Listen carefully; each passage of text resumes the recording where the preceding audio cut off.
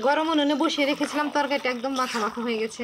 আজকে মা খুবই জনপ্রিয় একটা রেসিপি করছে, খাসির চর্বি দিয়ে এঁচড়, যেটার স্বাদ একদম মুখে লেগে থাকার মতো।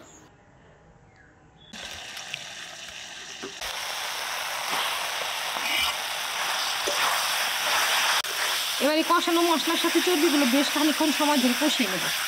অন্যান্য সবজির সাথে সাথে বাজারে এখন প্রচুর পরিমাণে টাটকা টাটকা এঁচড় পাওয়া যায়। আমাদের এই শিলিগুড়ির বাজারে আবার একটা সুবিধা আছে, যার যতটুকু প্রয়োজন সে ততটুকু আনতে পারবে এবং কি তারা কেটে পিস পিস করেও দেয়। আর এই এঁচড় দিয়ে তো অনেক কিছুই রান্না করা যায়। আজকে আমি খাসির চর্বি দিয়ে এঁচড় রান্না করব। এবার পরিষ্কার করে ধুয়ে নেব। খাসির চর্বি দিয়ে এঁচড় রান্না করতে যা যা প্রয়োজন সব কিছু গুছিয়ে নিয়েছি। এখানে আছে লঙ্কা গুঁড়ো, হলুদ গুঁড়ো, ধনে, জিরে আর ফোড়নের জন্য নিয়েছি। এখানে আছে রসুন, আদা, আলু আর পেঁয়াজ, সব কিছু ছিলে নিয়েছি। উনুন ধরিয়ে নিয়েছি, কড়াইতে বসিয়ে দিলাম। পেঁয়াজ আলুগুলো এবার পরিষ্কার করে ধুয়ে কেটে নেব। আলুগুলো মাছ বরাবর 2 টুকরা করে নিলাম। আলুর উপরে দেবো হলুদ গুঁড়ো আর একটু লবণ।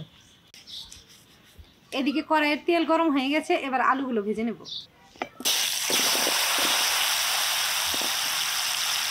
এখানে আমি এঁচড়গুলো ভাপিয়ে নিয়েছি, জল ঝরিয়ে নিলাম। এঁচড়গুলো আলুর সাথে ভেজে নেব।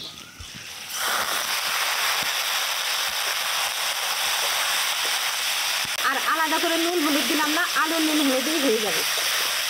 ফোড়নের পেঁয়াজগুলো কুচি কুচি করে নেব।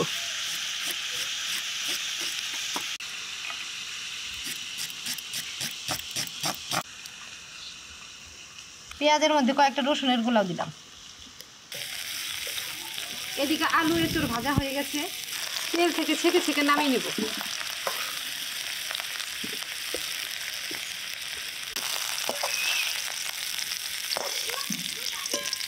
এই কড়াইতে ফোড়নের জন্য অল্প তেল দিব, চর্বি রান্নাতে বেশি তেল দেব না। ফোড়নে দেব তেজপাতা, শুকনা লঙ্কা, গোটা জিরে আর গরম মশলা। পেঁয়াজ কুচি আর রসুনের গোলাও দিয়ে দিলাম। নেড়ে চেড়ে একটু ভাজা ভাজা করে নেব। মাঝারি সাইজের একটা টমেটো নিয়েছি, এটা কেটে নেব।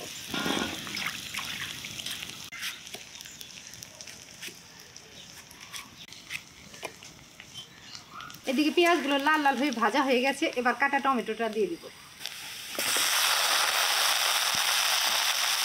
টমেটোর উপরেই দিলাম স্বাদ মতো লবণ।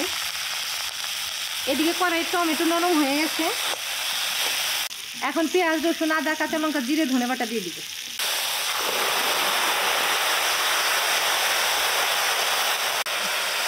বাটা মশলা নেড়ে চেড়ে দিলাম। এবার গুঁড়ো মশলা দিব, হলুদ গুঁড়ো,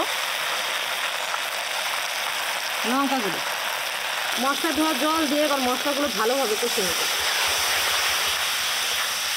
এখানে তো চর্বিগুলো পরিষ্কার করে ধুয়ে রেখেছি, এবার ছোট ছোট করে কেটে নেব।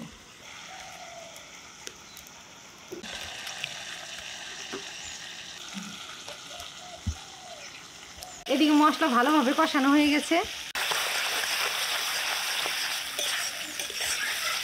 এবার এই কষানো মশলার উপরে চর্বি দেব।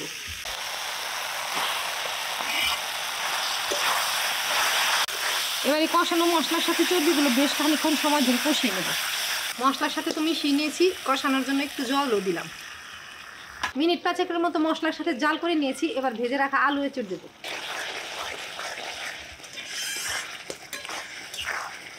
দিয়ে দিলাম ভাজা আলু এঁচড়। সব কিছু আবারও কিছুক্ষণ সময় কষিয়ে নেব।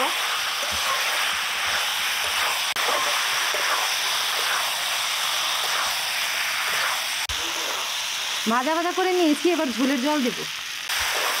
সব কিছু তো প্রায় সেদ্ধ হয়ে গেছে, ঝোলে তো অল্প জল দেব।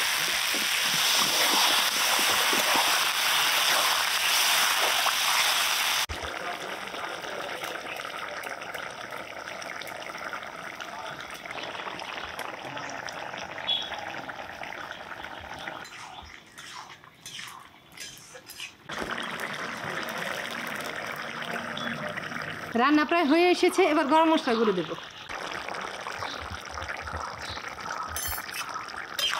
নেড়ে চেড়ে মিশিয়ে দিচ্ছি।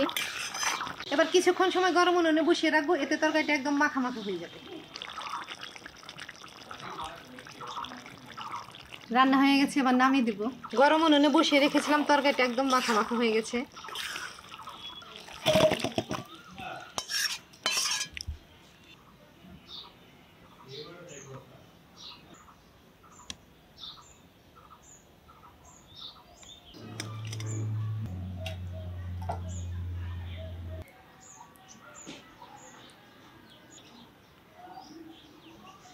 রান্নাটা দারুণ হয়েছে, দুর্দান্ত।